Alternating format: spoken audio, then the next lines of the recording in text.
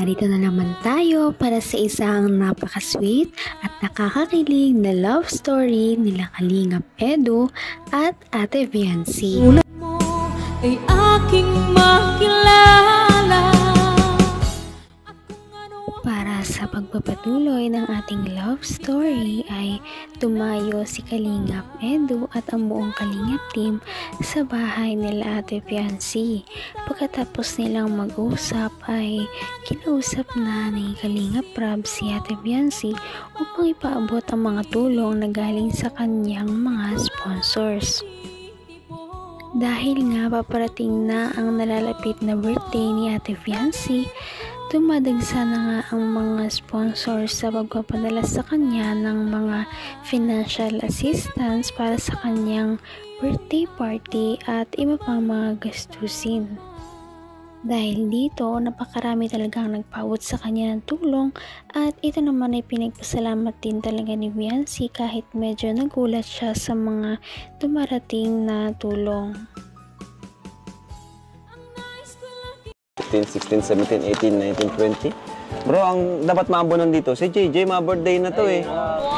Cameraman. 15 yan. 1, 22, 23, 24, 25, 26, 27, 28, 29, 30. 31, 32, 33, 34, 35, 36, 37, 38, 39, 40. Isa-celebrate dito. Sama ka na dyan. Mapunta ako dito. Para Kakakantok namin dito. Ayan. Ay, grabe naman. Tinan mo naman. Si Javi, guys. Si Javi. Nay, ito, Nay. Bagong gising yan. So, kumusta po kayo, Nay, Tay? Kumusta po ang buhay-buhay? kahit mahirap ay nakakaraos pa. Ayun. Oo. And yun nga po, kanina pag-usapan namin ni Viancy na ang bilis ng panahon, no? Mga 17 na siya. At sige lang, mga 17 na si Viancy tapos ngayon, unang-una siya. Kamay na kita mahal. Nagulat si Ate Viancy sa laki ng pinadala sa kanya ng kanyang sponsor dahil hindi nga siya sanay sa mga birthday party at pagsi-celebrate dahil noon nga ay naglalabandera lang siya para may makain man lang sila ng kanyang pamilya at makatulong sa kanyang mga magulang. Ngayon ay bumabaha talaga ng blessing sa kanila at ang mga bagay na hindi niya nararanasan dati ay nararanasan niya ngayon kaya hindi niya alam kung paano niya tatanggapin ang mga blessings at mga pinapadala sa kanya ng kanyang mga sponsor. Pero kahit ganoon ay talagang thankful din naman si Ate Viancy at nananatili pa rin siyang humble at magalang. Ng puso ko ito, lagi rin ako. Na siya. At sige lang, mga 17 na si Viancy tapos ngayon, unang-una siya natagpuan, mga 16 pa lang siya, no? Tapos ngayon, grabe yung pagbabago sa inyong buhay po. Grabe yung blessings, sunod-sunod. At natuwa ako sa sinabi niya na dahil yan sa prayer, palagi daw siya nagdadasal na may tumulong sa kanila.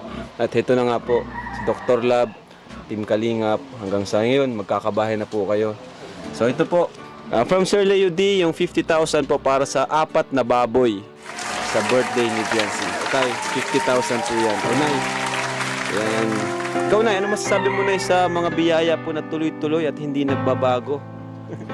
Ano po, so, parang hindi namin akalain na ganito ang nangyayari na talaga po. Kaya sobra pong nagpapasalamat po kami sa lahat ng mga sponsors po sa Kalingap.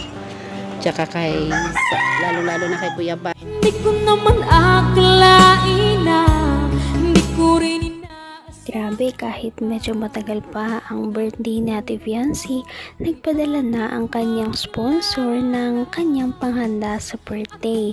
Ito ay nagpadala ng nagkakahalagang 50,000 pesos para sa 4 na lechon para sa kanilang pag-celebrate.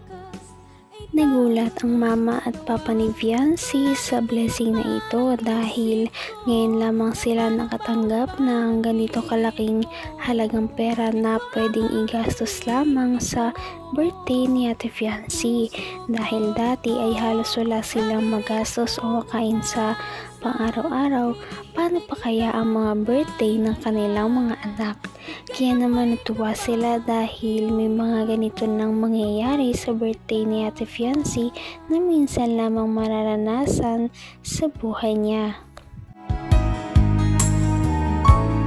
Ano niya, Lalo na kung isipin po natin yung mga dating pinagdadaanan niyo po. Na ano ko nga dati, nung unang kong punta dito, si Biancy nakita ko talagang stress siya. Tapos naghahanap siya ng sideline, yung lalabada. hanap kami na kung sinong gusto magpalaba. Opo. Kaya, pero tinutulungan niya talaga ako. Tapos si Papa niya, sama-sama kami sa ilog.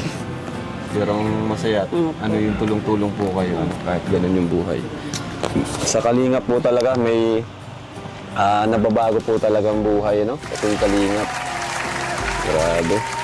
Tapos from Eden, OFW, Saudi Arabia. Advance birthday gift daw kay Biancy, 10,000 pesos. Wow! Grabe, may group na si Eden, ha? 10,000 Biancy. And meron din para kay Eds. Uy!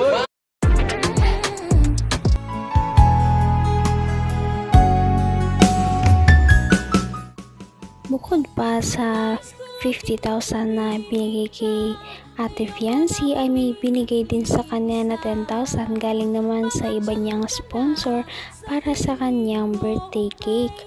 Nakakatuwa dahil napakarami na ng kanilang pwedeng gastusin sa birthday ni Ate Fiancy. Medyo nagugulat lang sila sa napakalaking halaga at hindi talaga sila sanay sa mga ganito kalaking halagang pera na igagastos sa isang birthday. Ngunit kita rin naman na masaya sila dahil minsan lamang itong mangyari.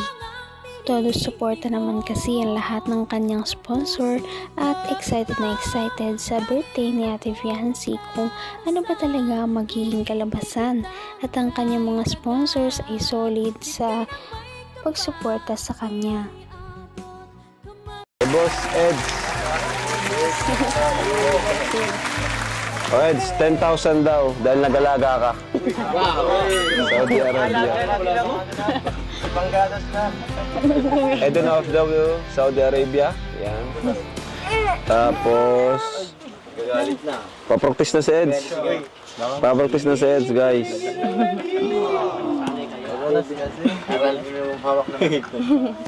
Ayan, so, thank you po, Sir Leo D. At kayo po tayo bahala magbili ng baboy. Thank you so much po. Thank you so much po sa mga sponsor.